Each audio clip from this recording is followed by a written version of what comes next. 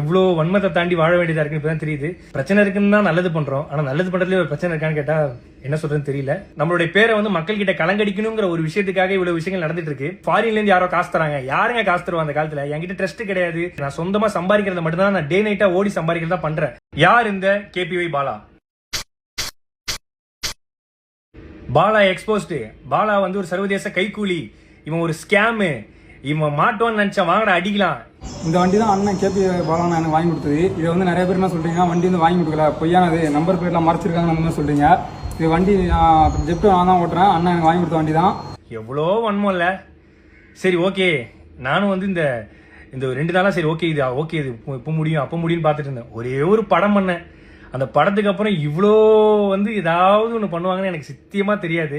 ஒரு சின்ன கான்ட்ரவர்சி ஒன்று போயிட்டு இருக்கு இந்த ஆம்புலன்ஸ் ரிலேட்டடா. ஆம்புலன்ஸ் பார்த்தீங்கன்னா கொடுக்குறப்ப இல்லை டிடி அப்படின்னு சொல்லி மென்ஷன் ஆயிருக்கும்.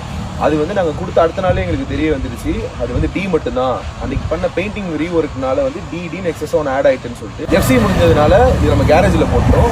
அதுக்கு ரீப்ளேஸ்மெண்ட்டாக ஆம்புலன்ஸ் நம்ம கொடுத்து அது பயன்பாட்டில் இருந்துட்டு தான் இருக்கு மக்களுக்கு. அதில் எந்த விதமான பிரச்சனையும் எதுவுமே கிடையாது. ஸோ இந்த ஆம்புலன்ஸ்னால எவ்வளோ குழந்தைங்க பிறந்தாங்க, எவ்வளோ பேர் உபயோகம் அடைஞ்சாங்க, எவ்வளோ உதவி பண்ணிச்சுங்கிறத பற்றி யாருமே பேசவே இல்லை.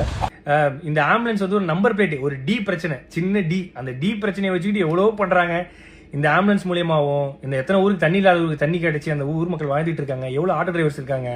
அது மட்டும் இல்லாமல் இந்த ஆம்புலன்ஸ் எவ்வளோ பேர் பொழைச்சிருக்காங்க இந்த ஆம்புலன்ஸ் சர்வீஸ்ல. அது இல்லாமல் எவ்வளோ பசங்க வந்து படிக்கிறாங்க. இதெல்லாம் சொல்லக்கூடாது. அதெல்லாம் யாரும் நம்ம வந்து நல்ல பண்ற விஷயங்களை, பாசிட்டிவான விஷயங்கள் எதுவுமே போடுறதில்ல. ஏதோ ஒரு சின்ன டி ஸ்டிக்கர் பிரச்சனை, அதை வச்சுக்கு நீ எக்ஸ்போஸ்டு முகத்திரை கிழிஞ்சது, அதுலயும் ஒருத்தர் போட்டிருக்காரு சர்வதேச கைக்கூலியா. ஐயா நான் தினக்கூலி, அது கூட பரவாயில்ல. இந்த ஹாஸ்பிட்டல் வந்து இவன் கட்டுறான், எப்படி இவனுக்குள்ள காசு? ஏங்க நான் ஈவென்ட் போறேன், நான் வந்து ஆங்கரிங் பண்றேன், நான் படம் நடிக்கிறேன், ஆட் ஷூட் பண்றேன், அதை தாண்டி நான் ஃபாரின் ஈவெண்ட்ஸ் போறேன். இதுலயும் வந்து இவருக்கு ஃபாரின்ல இருந்து யாரோ காசு தராங்க. யாருங்க காசு தருவா அந்த காலத்துல? என்கிட்ட ட்ரஸ்ட் கிடையாது.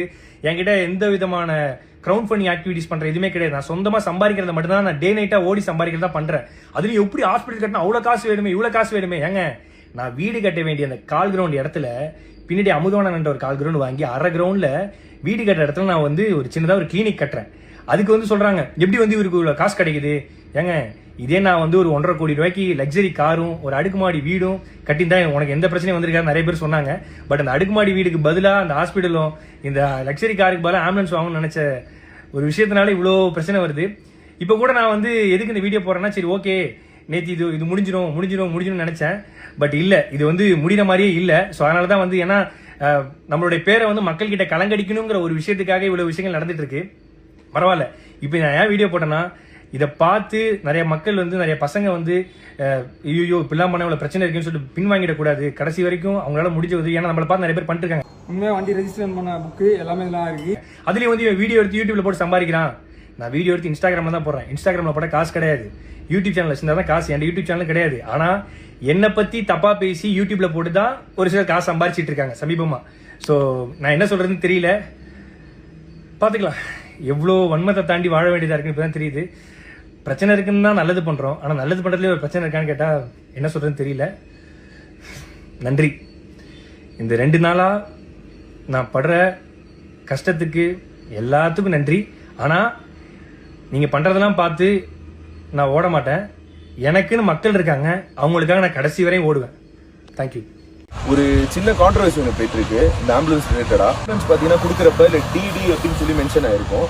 அது வந்து நாங்கள் கொடுத்த அடுத்த நாளே எங்களுக்கு தெரிய வந்துருச்சு அது வந்து டி மட்டும்தான். அன்னைக்கு பண்ண பெயிண்டிங் ரீஒர்க்னால வந்து டிடின்னு எக்ஸஸ் ஒன்று ஆட் ஆயிட்டுன்னு சொல்லிட்டு எஃப்சி முடிஞ்சதுனால இது நம்ம கேரேஜில் போட்டோம்.